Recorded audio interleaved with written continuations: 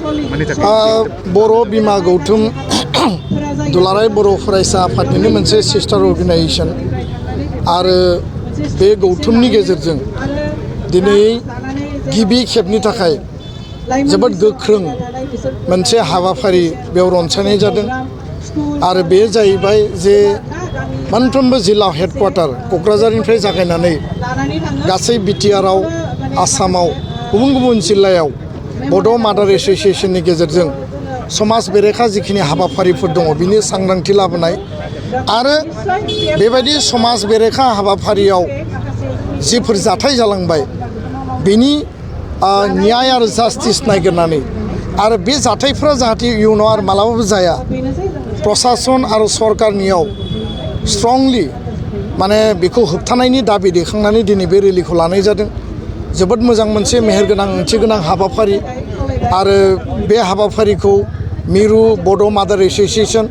आरो जिल्ला लेभेलाव जोंनि आन्चलिक आरो जिल्ला एबसुनि मददाव बेखौ खुंफुंनाय जादों। गुबैयै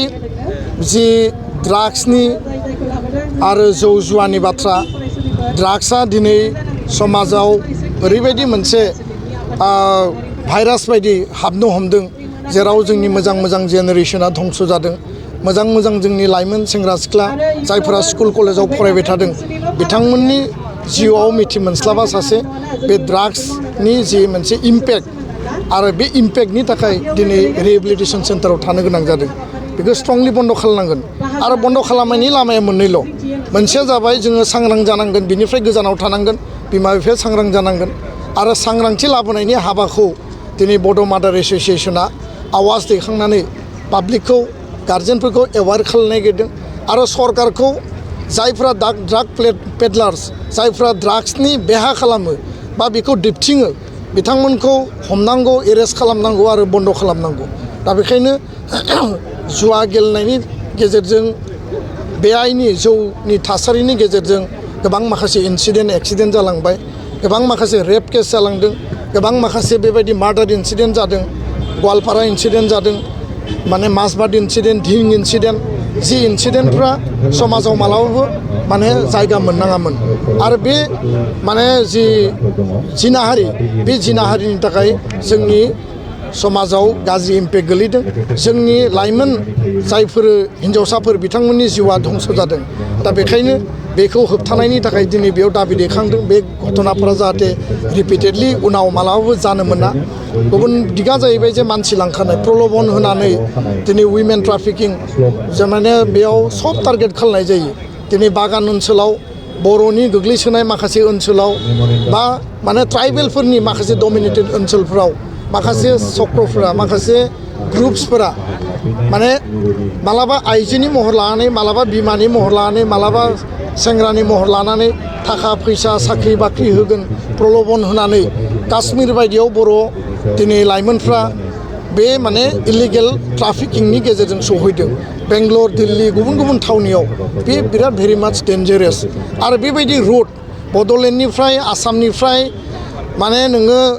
गामि गफानिफ्राय थांनानै काश्मीर बायदियाव जुदि जोङो ट्राफिकिं जानानै सहैनाया बे गोरलै खोथा नङा। दा बेखौ जोङो मर कनसियास, मर एवार जानांगोन आरो बन्द खालामनांगोन। दा बेखायनो मोनसे समाव दायना दायनिनि थासारिया गोबांमोन, दिनै खमायबोबाय।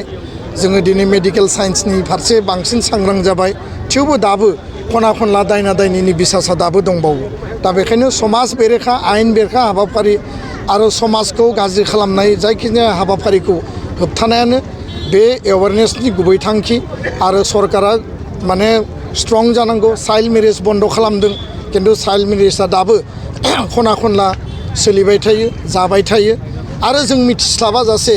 मालाबा बेफोर हाबाफारिफ्रा सोलिबाय थायो। दा बेखायनो समाजखौ सांग्रां खालामनांगौआ दुलाराय बर' फरायसा आफादनि गुबै थांखि आरो बर' बिमा गौतमनि आइजोनि जि मोनसे लिडारशिपआव बे गौतमनि गेजेरजों समाज फोसाबनायनि बड'फाया जि गेरेमसा माहारि दानायनि खोथा बुंदों आरो गुरुदेब कालिचरन ब्रह्मआ जि समाज फोसाबनायनि थाखाय जि मोनसे जोंनो मोनसे माने बानि होनानै गालांबाय, बेनि गेजेरजों बर' हारि दानायनि जि मोनसे मैखोम जोंनि हाबाफारि बा बिफावखौ जों मावलांनांगोन आरो दिनैनि हाबाफारिया खोब मोजाङै जाफुंबाय। बे मोनसे गिदिर इम्पेक्ट समाज आरो बर' हारियाव लाबोगोन। आसाम आरो भारतनि सुबुंफ्रा बड' मादार एस'सियेसननि बे एवारनेस आरो बे दाबि दैखांनायखौ दिनै गोख्रोङै मिथिबाय आं मिजिंथिदों बर' मादार एस'सियेसननि नेतृत्वआव फैबाय थानाय समाव आरो बिनिख्रुइ साबसिन आरो सक्तिशालिसिन हाबाफारिफ्रा माने जाफुंसार महर मोनगोन आं बेखौनो मिजिंथिबाय। समाज बिजोङाव बर' आइजोफोरनि आरजाथावै बेखौ थारैनो बियो जोबोद मोनसे लाजिथाव मुगैथावबो आरो माने इरेसपन्सिबोल आरो इरिलेभेन्ट होननानै जोङो बुंनांगोन। Social media reel WhatsApp Facebook जों इन्स्टाग्राम बयबो बाहायो आरो दिनै मोनसे आल्ट्रा मडार्न आरो मडार्निटिनि नामाव जि मोनसे मडार्निटिखौ नोङो लक्ष्मण रेखाखौ बारनानै दिनै आब्रुथि गैयै माने जोंनि गाननाय जोमनाय खोथा बाथ्रा बुंनाय बा बायदिसिना नोङो एक्टिं बा बायदिसिना पस्ट होनाय बेफोरो जोंनि इयुन जेनेरेसन जायफोरा स्कुल कलेजाव दङ जायफोरा टिनेज जायफोरा माने चाइल्डहुड स्टेजाव दङ जायफोरा माने एडाल्टहुड जायाखै दाबो माने बैसोगोरा जायाखै माने जिखौ भारतनि संबिधाना माने जि सिमा खानानै होदों बिथांमोननि गोरलै मेलेमाव इम्पेक्ट खोलैयो आरो समाजाव गाज्रि इम्पेक्ट खोलैयो। दा लिबार्टिनि नामाव आरो लिबारेलिजमनि नामाव जोङो गावखौनो बांद्राय अभार एक्सप'ज खालामनाय खोथा बाथ्रा बुंनायनिफ्राय गाननाय जोमनायनिफ्राय एक्टिं आरो पस्ट होनायनिफ्राय दिनै बयबो गावखौ माने पपुलारिटि जाजानो लुबैयो गावखौ बयबो दिनै डेमनस्ट्रेसन होनो लुबैयो आरो बे पपुलारिटि आरो डेमनस्ट्रेसननि मुङाव दिनै समाज